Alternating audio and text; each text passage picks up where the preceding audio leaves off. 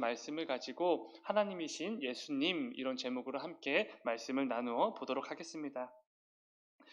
우리에게 허락된 네 개의 복음서에는 각각의 특징이 있습니다.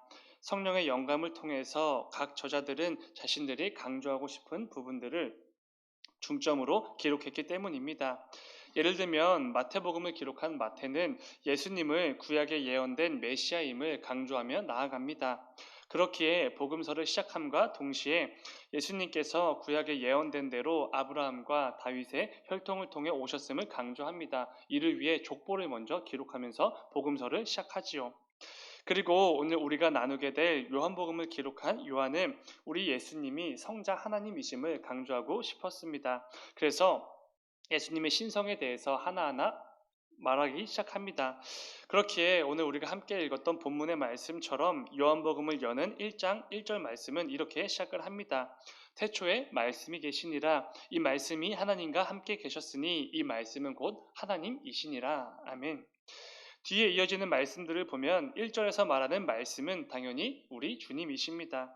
그런데 우리의 구원자가 되시는 예수님은 태초에 하나님과 함께 계셨고 결정적으로 이 말씀은 곧 하나님이시라고 분명히 말씀하고 있습니다. 그리고 이어지는 2절에서는 이 사실을 다시 한번 강조합니다. 2절, 그가 태초에 하나님과 함께 계셨고 예수님이 태초에 하나님과 함께 계셨다 이렇게 말씀합니다. 여러분, 하나님께서 태초에 세상을 창조하실 때 하나님과 함께 있을 수 있는 존재라면 어떤 경우만 가능하겠습니까? 딱 한 가지 경우만 가능하지요. 예수님이 하나님이셔야만 가능합니다. 그러니까 사실 2절 말씀은 1절에서 언급된 예수님이 하나님이시다 이 사실을 재차 강조하고 있는 말씀입니다. 그리고 나서 계속해서 이어지는 이 요한복음 말씀을 통해서 하나님이신 예수님께서 왜 이 땅에 인간의 몸을 입고 오셨는지, 오셔서 무엇을 하셨는지, 우리에게 뭘 가르쳐 주셨는지 이 부분들에 대해서 설명해 나가기 시작하는 것입니다. 이게 바로 우리에게 허락된 요한복음 말씀이지요. 그렇기에 요한복음은 그 시작부터 예수님께서 하나님이시라는 사실을 분명히 선포하면서 시작하는 책 이렇게 정리할 수 있습니다. 오늘은 하나님이신 예수님에 대해서 함께 나누어 보려고 합니다. 예수님이 이 세상에 말하는 것처럼 그저 뛰어나고 탁월했던 성인 중에 한 사람이 아니라 삼위일체 하나님의 그 신비 가운데 성자 하나님이 되신다는 이 사실에 대해서 나누다 보면은 이 사실 자체만으로도 우리에게 얼마나 큰 은혜인지 얼마나 놀라운 말씀인지를 알게 될 것입니다. 오늘 본문은 함께 읽기만 해도 떠오르는 구절이 한 구절 있습니다. 성경 66권의 시작이 되는 창세기 1장 1절의 말씀이지요. 그 말씀을 보면 이렇게 시작합니다. 태초에 하나님이 천지를 창조하시니라. 하나님께서 세상 모든 것을 창조하셨다는 이 사실을 선포하면서 성경 말씀은 시작이 됩니다. 그리고 요한은 의도적으로 이 창세기 말씀과 대칭을 이루는 오늘 본문 1절을 기록한 것입니다. 이런 의미일 것입니다. 창세기 1장 1절 말씀이 모든 것을 창조하시고 주관하시는 만왕의 왕이 되시는 하나님에 대해서 선포하며 시작하고 있다면 오늘 본문 요한복음 1장 1절도 우리의 구원자가 되시는 그 예수님께서는 마찬가지로 모든 것을 창조하시고 주관하시는 만왕의 왕 하나님이심을 의도적으로 선포하며 시작하고 있는 것입니다. 결정적으로 3절을 통해서 이렇게 확증을 하지요. 3절 만물이 그로 말미암아 지은 바 되었으니 지은 것이 하나도 그가 없이는 된 것이 없느니라. 아멘. 여기서 말하는 그로 말미암았다라는 표현은 우리가 잘 아는 것처럼 예수님을 통해서 이런 의미입니다. 그러니까 예수님을 통해 모든 것이 창조되었고 예수님을 통하지 않고 창조된 게 아무것도 없다 이런 의미입니다. 이것은 사도 바울 역시도 동일하게 말하고 있는 부분입니다. 골로새서 1장 16절을 보면은 이런 말씀이 있습니다. 만물이 그에게서 창조되되 하늘과 땅에서 보이는 것들과 보이지 않는 것들과 혹은 왕권들이나 주권들이나 통치자들이나 권세들이나 만물이 다 그로 말미암고 그를 위하여 창조되었고 아멘. 이게 가능하려면 예수님이 누구셔야만 가능하겠습니까? 당연히 하나님이셔야만 가능한 말씀입니다. 우리가 분명히 알아야 할 것은 우리의 구주가 되시는 예수님은 세상이 말하는 것처럼 그저 역사상 그 몇 명처럼 탁월하고 위대했던 성인 중에 한 사람이 절대로 아니라는 것입니다. 우리 주님은 역사상 가장 위대한 위인들처럼 존재했던 그런 한 사람이 아닙니다. 모든 것을 창조하시고 주관하시는 하나님이 되시는 분이십니다. 예수님의 신성 하나님 되심을 우리는 분명히 알아야 합니다. 여러분, 기독교 역사상 참 많은 이단들이 존재해 왔습니다. 지금도 당연히 많이 있지요. 그 가운데 대부분은 당연히 예수님에 대한 잘못된 교리를 가르치고 전파하는 이단들입니다.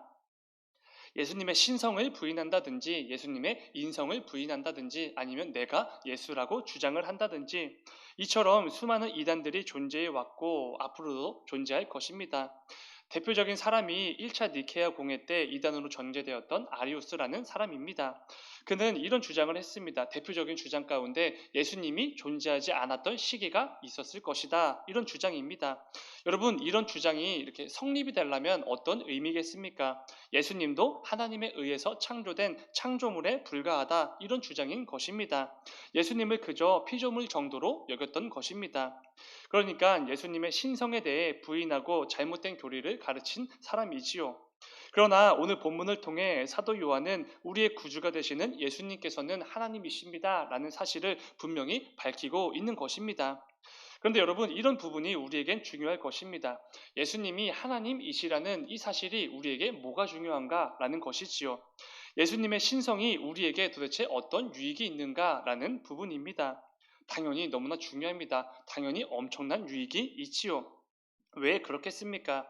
이어지는 요한복음의 말씀들 때문에 예수님이 하나님이시라는 사실이 우리에게는 너무나 중요하게 여겨집니다.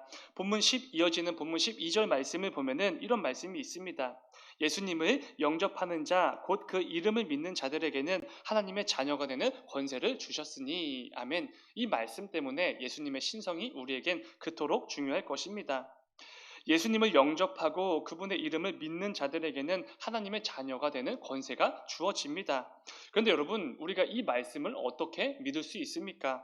우리가 이렇게 오랜 세월 신앙생활을 해왔기 때문에 자연스럽게 믿게 되지만 사실 그렇게 믿음직한 말씀은 아닐 것입니다.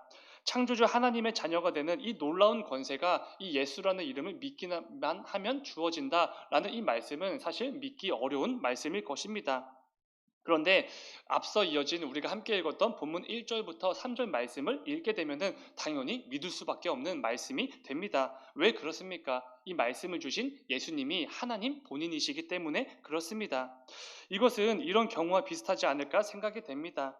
제가 함께 예배하고 있는 우리 교회 청년들에게 이렇게 말한다고 생각해 보시기 바랍니다. 예를 들면 이 기정 형제를 좀 예를 들어서 기정 형제, 내가 참 아끼고 사랑하니까 이 삼성에 취업시켜 주겠습니다. 내일부터 출근하십시오. 이렇게 말을 한다고 생각해 보시기 바랍니다. 저는 애초에 삼성과는 아무런 관련이 없는 사람입니다. 삼성 제품을 사용하지도 않지요.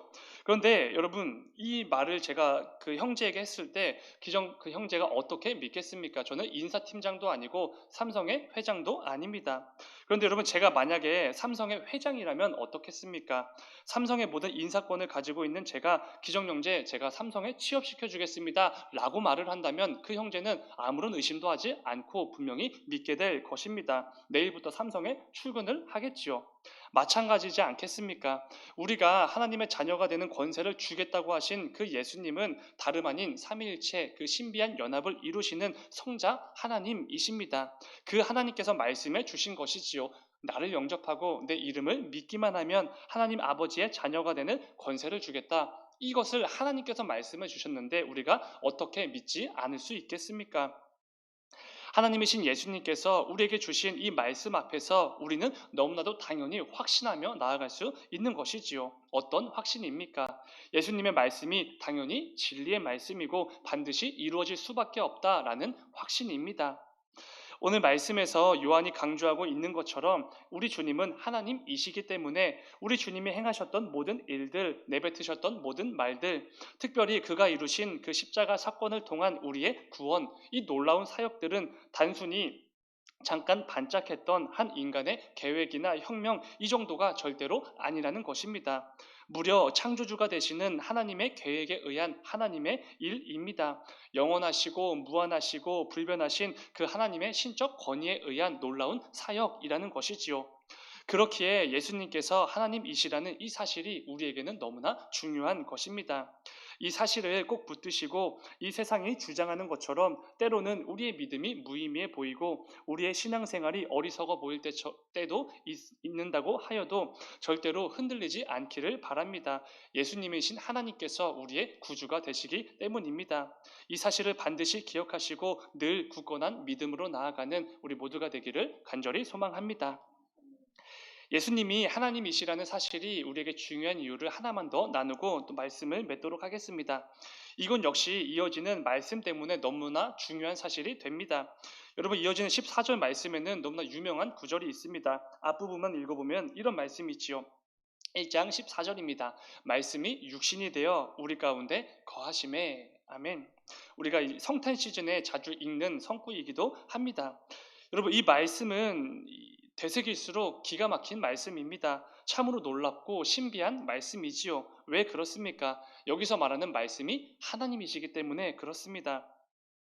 그러니까 하나님이신 예수님께서 친히 인간의 몸을 입고 이 땅에 오심으로 저와 여러분 가운데 거하시게 되었다, 우리와 함께 하시게 되었다라는 말씀입니다.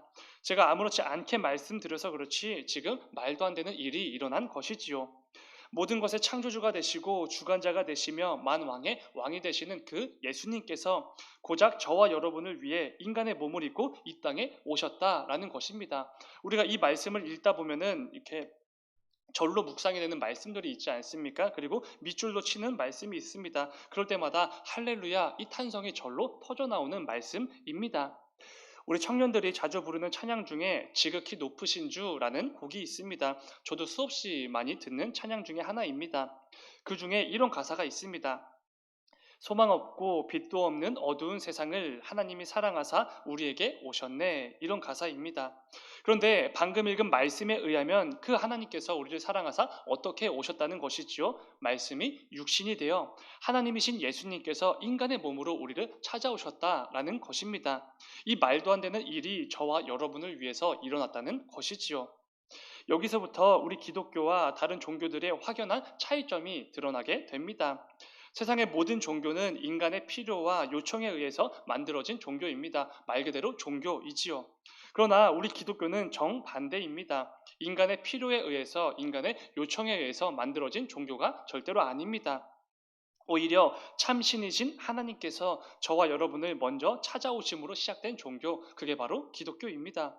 그렇게 어떤 면에선 기독교는 종교라고 할 수 없습니다. 애초에 그 시작과 개념이 다르기 때문이지요. 사랑하는 여러분, 성경은 분명히 말씀합니다. 저와 여러분을 죄와 사망으로부터 구원하시기 위해 하나님이신 예수님께서 친히 인간의 몸을 입고 이 땅에 오셨다, 이렇게 선포를 하십니다. 이 기쁜 소식, 복음을 듣고 그 예수의 이름을 믿기만 하면 하나님의 자녀가 되는 권세를 반드시 주신다고 약속해 주셨습니다. 이게 성경 말씀이지요. 이 놀랍고 말도 안 되는 사랑과 은혜를 받은 것이 바로 저와 여러분입니다. 우리가 지난 성탄을 그토록 기쁨과 감사와 감격으로 맞이한 이유가 여기에 있지 않습니까? 아무것도 아닌 우리를 위해 하나님께서 이 땅에 오셨습니다.